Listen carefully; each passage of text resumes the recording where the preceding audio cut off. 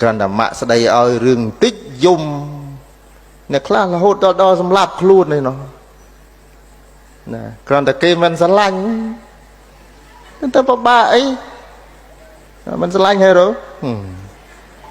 អ្នកខ្លះនោះក៏ពិបាកហេតុអីរឿងនេះកើតចំពោះខ្ញុំអត់ទេមនុស្សគ្រប់គ្នាមានរឿងគ្រប់គ្នានៅក្នុងជីវិតវានឹងមានពេលមួយដែលក្មួយត្រូវតែមិនបង្ខំចិត្តទេគឺត្រូវតែជ្រើសរើសថាត្រូវជ្រើសរើសខ្លួនឯងមានន័យថាម៉េចមានន័យថាត្រូវតែកំណត់ថានេះជាម្ចាស់ជីវិតរបស់ខ្លួនឯងអញ្ចឹងហើយបានជាព្រះពុទ្ធជាម្ចាស់លោកបង្រៀនទ្រឹស្ដីមួយថាអត្តាហេអត្តនោនេថោយើងចេះទេពាក្យហ្នឹងប៉ុន្តែគេបកប្រែថាខ្លួនទីពឹងខ្លួនតាមពិតន័យមានន័យថាចេះ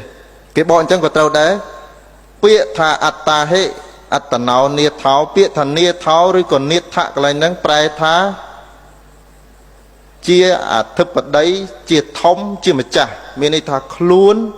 ជាម្ចាស់នៃជីវិតរបស់ខ្លួនឯងគឺខ្លួនឯងអ្នកសម្រេចអញ្ចឹងក្មួយផ្ដើមចេញពីនឹងទៅដើមចេញពីនឹងទៅឥឡូវចង់បានអីក្មួយចង់បានអីមិនចង់បានមិត្តភ័ក្តិចង់អីក្មួយខ្លះ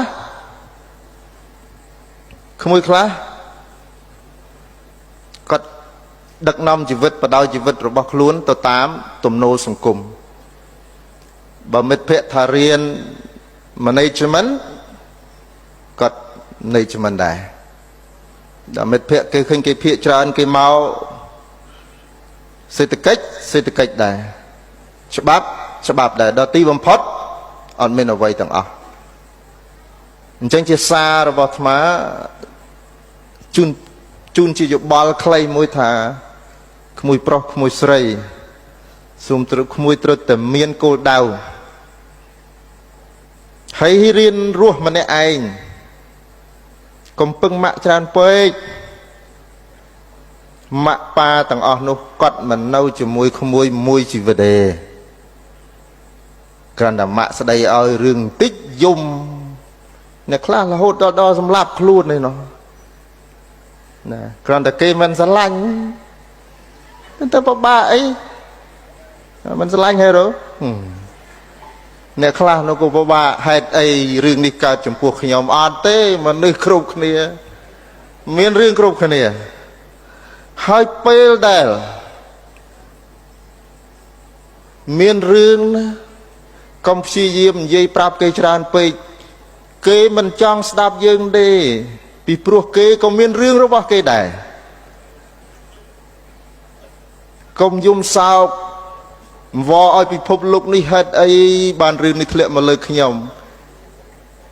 អស់ច្រើនណាស់គេជូនពរតាម Facebook ទីថាឆាប់យកអានឹងចេញទៅនេះជាជីវិតពិតក្មួយអញ្ចឹង learn to live alone stay strong តែទីគុណនេះមកបង្រៀនឯងអុយ strong អត់ឈប់ចឹងតែអត់ទេជីវិតអាត្មាមុនមកនេះអានពាក្យរបស់អ្នកប្រដាល់មួយធ្លាប់លើឈ្មោះល្បីទសវត្ស90ឈ្មោះលោក Mike Tyson ស្គាល់ទេគាត់បាននិយាយថាខ្ញុំហាត់គ្រប់បច្ចេកទេសនៃការវាយប្រដាល់គ្រូល្អណាស់ខ្ញុំហាត់អស់ហើយខ្ញុំមានគម្រោងនឹងយកឈ្នះសត្រូវរបស់ខ្ញុំគ្រប់គ្នាទាំងអស់ប៉ុន្តែពេលខ្ញុំឡើងលើរិញខ្ញុំនឹងដឹងរឿងពិតថាយ៉ាងម៉េចនៅពេលដែលគេវាយចំកណ្ដាលមុខរបស់ខ្ញុំពេលនោះហើយទើបខ្ញុំដឹងថាអ្វីគ្រប់យ៉ាងមិនទៀងអញ្ចឹងយោបល់អាត្មាជូនដល់ក្មួយទី1សូមរស់ឲ្យឃើញ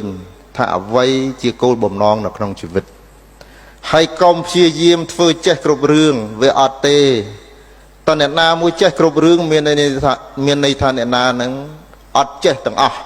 រឿងស្អីក៏អត់ចេះអញ្ចឹងមិនតែមួយយើងរៀនតែមួយហើយសម្រួចតែមួយទី2 រៀនប្រឈមមុខនឹងទទួលយកនៅរឿងរ៉ាវដ៏ច្រើនក្នុងជីវិតហើយកុំបួងសួងឲ្យឆាកជីវិតនេះណា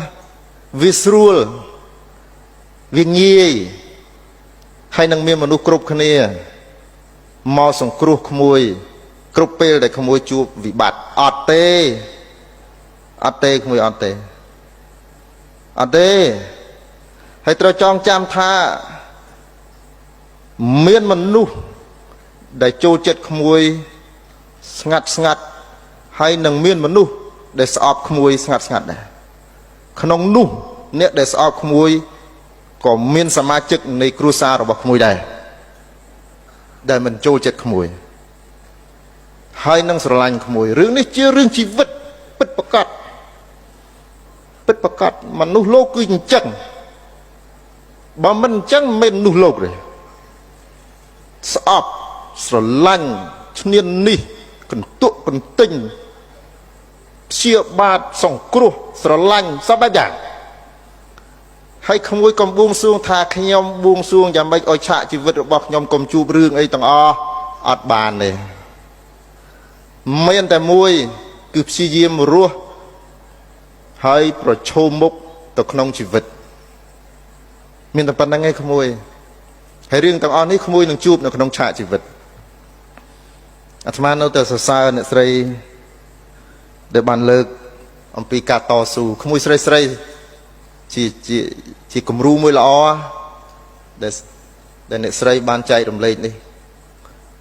ក្មួយស្រីនៅក្នុងសង្គមខ្មែរយើងស្ត្រីជាមេដាភពលោកមេដាភពលោកមេដាខ្លាំងឡើងណាមានរឿងអីតែបន្តិចម៉ែស្ដីឲ្យទៅយំដាក់ Facebook អត់ទេកុំហើយជួនកាលក្មួយស្រីខ្លះស្អាតទៅយំដាក់ Facebook មកដូចឆ្មាអោងទៅយំទៅយំបដើញឺស្បោបដើអូចាប់បាត់ហើយខូចសម្រស់អស់ហើយកុំក្មួយកុំរឿងជីវិតរបស់យើងកុំបង្ហាញទៅឲ្យសាធារណជនដឹងច្រើនពេកគេមិនស្គាល់យើងទេហើយគេនឹងយល់ខុសពីយើងអញ្ចឹងអាត្មាចូលរួមប៉ុណ្ណឹងខ្លីចំណុចទី1សូមក្មួយត្រូវតែស្វែងរកឲ្យឃើញថាអ្វីជាគោលបំណងរបស់យើងទី2សូមអស់លោកទាំងអស់មេត្តាចាំថានៅក្នុងឆាកជីវិតនេះអត់ស្រួលទេសូមមេត្តាកុំព្យាយាមបួងសួងសូមឲ្យជីវិតនឹងស្រួលប៉ុន្តែត្រូវធ្វើខ្លួនឲ្យខ្លាំងដើម្បីប្រឈមមុខនៅក្នុងជីវិតយោបល់អាត្មាចុងក្រោយជីវិតរបស់យើងនេះមាន2ទី1ចំណេះជំនាញទាំងអស់នឹងចិញ្ចឹមរាងកាយមានន័យថាយើងចេះមានជំនាញមានអីយើងអាចរកការងាររកអីធ្វើបានចិញ្ចឹមជីវិតបានល្អមានវិឡានៅមានអីមិនអត់ប្រសងទេណាតែគុណអត់មានវិឡាទេនៅក្នុងវត្តហ្នឹងណារៀនទី2នៅក្នុងខ្លួនរបស់យើងមានសភាវៈមួយយ៉ាងឈ្មោះថាចិត្តក្មួយចំណេះវិជ្ជាគឺចិញ្ចឹមរាងកាយចំណែកគុណធម៌និងចិញ្ចឹមតម្លៃជីវិត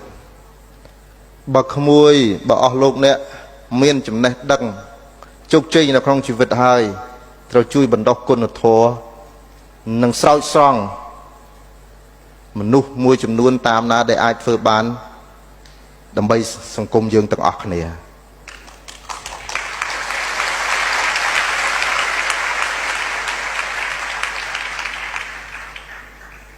មានតែប៉ុណ្ណឹងតែស្ដាប់ព្រះអង្គទៅដូចអត់មានបង្ហាញរឿងវិធីសាស្ត្ររុស្ស៊ីអីសោះអត់មានទេ sorry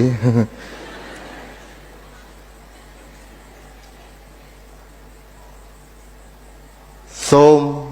កូនខ្មែរគ្រប់រូបស្រឡាញ់ទឹកដីខ្លួនឲ្យខ្លាំង តាមរយៈការអភិវឌ្ឍនៃចំណេះដឹងនិងឆាកជីវិតរបស់ខ្លួនពេលខ្លះអ្វីដែលគួរឲ្យសោកស្ដាយបំផុតបរទេសខ្លះគេអាចមើលងាយយើងបានមិនមែនដោយសារគេខ្លាំងទេគឺដោយសារយើងវាអន់អញ្ចឹងក្នុងសម័យនេះប្រទេសមួយដែលខ្លាំងគឺមានពលរដ្ឋដែលមានការចេះដឹងអញ្ចឹងដើម្បីរក្សាទឹកដីរបស់យើងពូជសាសន៍របស់យើងឲ្យថិតថេរគង់វង្សបានពលរដ្ឋខ្មែរគ្រប់រូបជាពិសេសយុវជនចំនួនថ្មីត្រូវព្យាយាមអប់រំនិងអភិវឌ្ឍខ្លួនឲ្យទទួលបានជោគជ័យមានចំណេះដឹងសូមអរគុណសូមអរគុណ